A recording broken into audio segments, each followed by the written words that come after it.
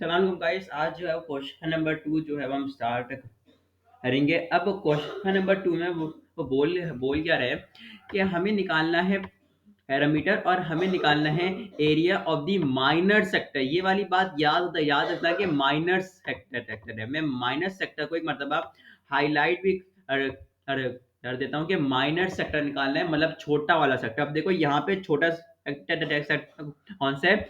Green वाला। और जो आप कहते हो मेजर सेक्टर है वो है ब्लू वाला। ठीक ठीक है, तो क्वेश्चन की हेडिंग्स पे बहुत गौर करना है, ठीक है। अब यहाँ पे जो सोल्यूशन है उसको छोड़ दो, थोड़ी थोड़ी देर देर के लिए समझो कि वो है ही नहीं। मुझे खुद बताओ कि एरामीटर का जो फार्मूला है और जो एरिया का फार्मूला है वो यहाँ पे लिखा हुआ है, तो वो मैं आराम से निकाल सकता हूँ। अब पैरामीटर सबसे पहले निकालना है, तो मुझे पता है पैरामीटर क्या है, आर प्लस आर। आर क्या है? Radius plus length of an arc. तो लेंथ ऑफ एन आर्क का एक अलग से फार्मूला है, तो मैं वो निकाल लूंगा ही। मुझे पता है कि लेंथ ऑफ एन आर्क के लिए थीटा कितना है? 30 डिग्री है। सॉरी, ये वाला फार्मूला, ये वाला फार्मूला ऊपर वाला।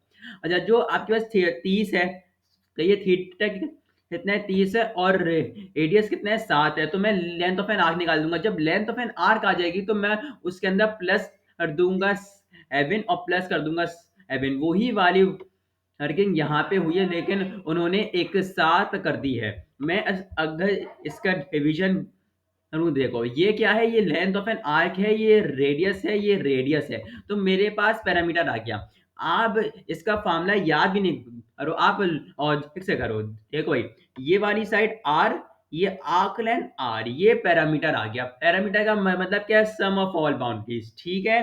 अब हम निकालते हैं इसी शेप का एरिया। एरिया भी मैं आराम से निकाल सकता हूँ। थीटा ये याद है x upon 316 two pi r का स्क्वायर। तो मैं सारी चीजें जो है फार्मूले में पुट करूंगा और मेरे पास आ जाएगा, ठीक है। यहाँ तक कोई मसला नहीं है। मसला भाई, अच्छा भाई, मसला नहीं है। इसको थोड़ा सा नीचे कर लेते हैं ताकि हमारे पास नजर आ जाए।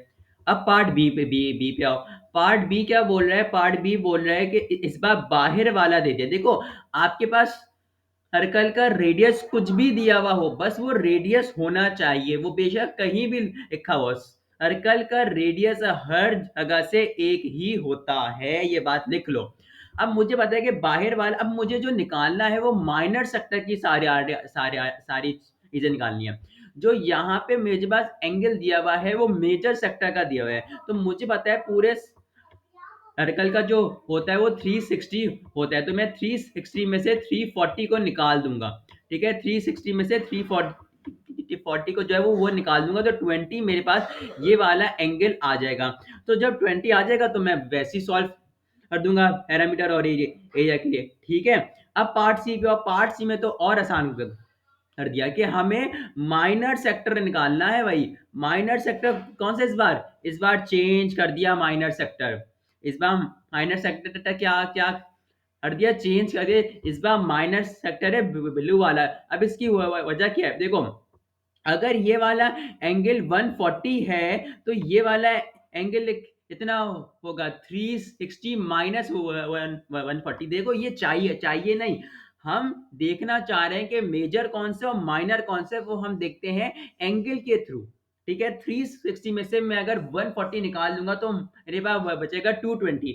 तो मुझे पता चल गया कि जब ये 220 है तो ये वाला मेजर सेक्टर है और ब्लू वाला माइनर सेक्टर है। तो ये वाली चीज जाना कि ग्रीन और ब्लू पे मत जाना। मैंने सिर्फ आपको ये कंफ्यूजन जो बहुत से बच्चों के बीच में आती है, वो एग्जाम के वक्त आती है कि ब्लू और ग्रीन और ये वाला, इस कॉन्सेप्ट पे जाना। कॉन्सेप्ट क्या याद रखना है कि एंगल जो सबसे छोटा हो वो आपके पास माइनर है, जो सबसे बड़ा एंगल हो वो मेजर सेक्टर है। तो यहाँ पे ब्लू वाला क्या है? माइनर सेक्टर है। और फिर आप एरिया ऑफ पैरामीटर निकाल लोगे फार्मूले के थ्रू।